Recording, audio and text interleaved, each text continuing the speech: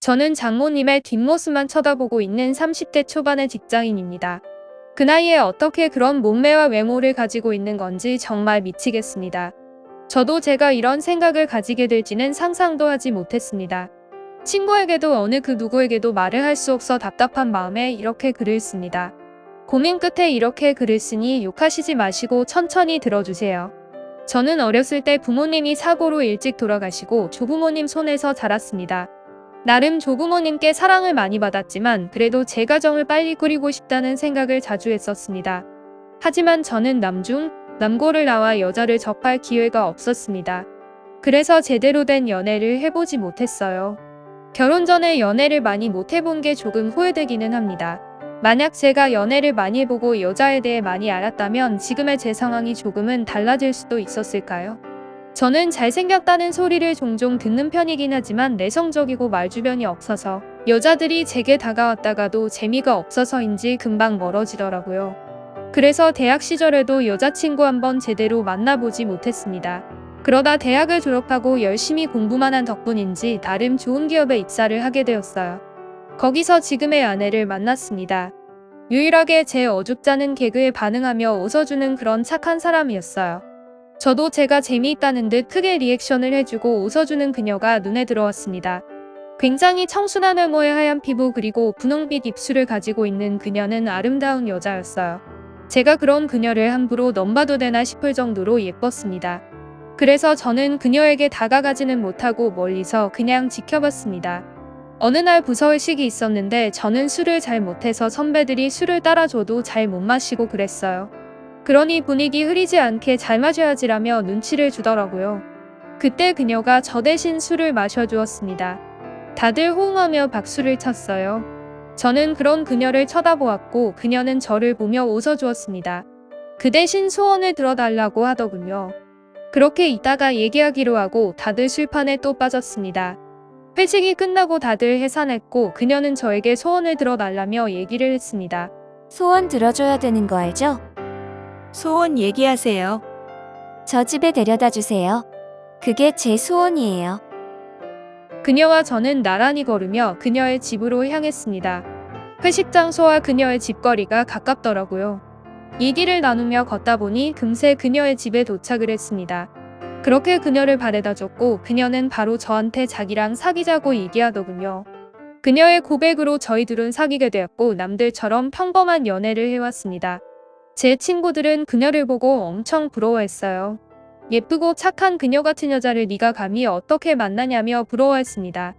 회사 사람들도 저희의 만남을 축하해 주었습니다. 그녀랑 만난 지 8개월쯤 되었을 때 그녀는 저에게 결혼 얘기를 꺼내더라고요. 저는 결혼을 하고 싶긴 했지만 아직 그럴 만한 여유가 되지 않아 천천히 생각해보자 했습니다. 신혼집을 구할 여유금도 없었으니까요. 그런데 그녀는 한 1년 정도만 자기네 집에서 사는 건 어떠냐고 하더라고요. 처가살이를 하는 게 살짝 망설여졌습니다. 아무래도 불편할 것 같았거든요. 그녀는 지금 결혼을 해야 2년쯤 신혼생활을 하고 30이 넘기 전에 아이를 출산하는 게 좋을 것 같다고 하더라고요. 가장 예쁠 때 우리가 정말 많이 사랑할 때 결혼을 하고 싶다고 했습니다. 저도 물론 그녀와 결혼을 하고는 싶지만 경제적인 부분이 조금 걸리긴 했어요. 그런데 그녀의 집에 인사를 드리러 간 후 처가살이를 해도 괜찮겠다 싶을 정도로 예비장인 어른과 장모님께서 정말 가족처럼 챙겨주셨습니다. 아무래도 저는 조부모님 손에 커왔다 보니 이렇게 가정적이고 화목한 분위기에 있으니 마음이 굉장히 따뜻해지고 좋더라고요. 그래서 저는 그녀의 말대로 집에 들어가 살기로 했습니다. 말은 그녀가 먼저 꺼냈지만 그래도 프로포즈는 해야 될 것 같아서 프로포즈를 했고 그녀와 결혼을 하게 되었습니다. 결혼을 해서 본격적인 처가살이가 시작되었습니다. 장모님도 어린 나이에 일찍 결혼을 하셔서 지금의 아내를 낳아 굉장히 젊은 편이셨어요. 그리고 외모도 이쁘시고 몸매도 굉장히 좋으셨어요. 이러면 안 되는데 장모님께 눈이 자꾸 가더라고요. 밥 먹을 때도 장모님은 제 수저 위에 반찬을 올려주실 정도로 다정하고 저를 많이 챙겨주셨어요.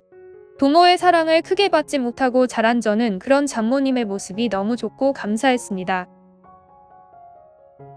그래서 저도 모르게 계속 눈이 갔는데 한 번은 장모님이 샤워를 하시고 머리를 수건에 싸서 주방으로 물을 마시러 오셨는데 저는 그런 장모님의 매끈한 목덜미를 보고 두근거리는 제 마음을 멈출 수 없었습니다. 저도 모르게 장모님의 뒤로 가서 안아버렸어요. 장모님은 굉장히 당황한 목소리로 무슨 일이냐며 놀라시더라고요. 하지만 장모님도 알고 계셨을 거예요. 장모님을 쳐다보는 제 눈빛이 장모님을 항상 원하고 있었을 거예요. 서로 알게 모르게 느끼고 있었습니다. 조금씩 다른 감정들이 새어나오고 있다는 거요. 그날은 아무 일 없이 지나갔지만 그 이후로 저희는 조금씩 서로의 손을 터치한다거나 조심스러운 스킨십을 했습니다. 그러다 제가 냉장고에 있는 요플레를 꺼내 먹는데 요플레 위쪽에 묻어있는 요플레를 저는 따로 먹지 않고 버리기 때문에 식탁에 올려놨는데 장모님이 오셔서 그러더라고요. 이 아까운 걸 왜 버리냐고요. 그러면서 제가 내려놓은 요플레 뚜껑을 닫아 드셨어요. 저를 쳐다보며 끈적한 눈빛을 보내셨는데 무언가 저에게 신호를 보내는 것 같았습니다. 집에는 장모님과 저 둘뿐이어서 어느 때보다 지금 이 상황에서 심장이 많이 두근거렸어요. 그렇게 저는 장모님에게 다가가 키스를 했습니다. 혹시 누가 들어올지 모르니 저희는 주방 옆쪽 다용도실로 들어갔어요. 그렇게 좁은 다용도실이 뜨거운 열기로 가득 찰 정도로 장모님과 저는 뜨거운 시간을 보냈습니다. 이러면 안 되는 걸 너무나도 잘 알지만 이미 돌이키기에는 너무 늦어버렸습니다. 그 이후 아내와 장인어른을 보기 힘들었지만 그렇다고 해서 장모님을 향한 마음을 멈출 수는 없었습니다. 장인어른은 장모님한테 엄청 다정하고 아직도 사랑을 많이 표현하시는 분인데 그럴 때면 저는 질투가 나서 장모님을 더 괴롭히고는 했습니다. 우리는 그렇게 아무도 모르게 6개월간 밀회를 즐겼어요. 장인어른이 이번에 전세 주던 집 세입자가 계약이 끝나는데 거기 들어가서 사는 건 어떠냐고 제안을 하시더라고요. 너무 감사한 제안이지만 저는 나가고 싶지 않았습니다. 그냥 장모님과 함께 여기서 살고 싶었어요. 그런데 아내는 아빠 최고라고 너무 감사하다며 들떠 이사 준비를 벌써 하더라고요. 가전가구를 보러 주말에 백화점을 가자고 하며 들떠 있었어요. 이사를 가고 싶지 않은데 방법이 없겠죠. 장모님을 매일 보지 못한다고 생각하니 너무 속상하네요.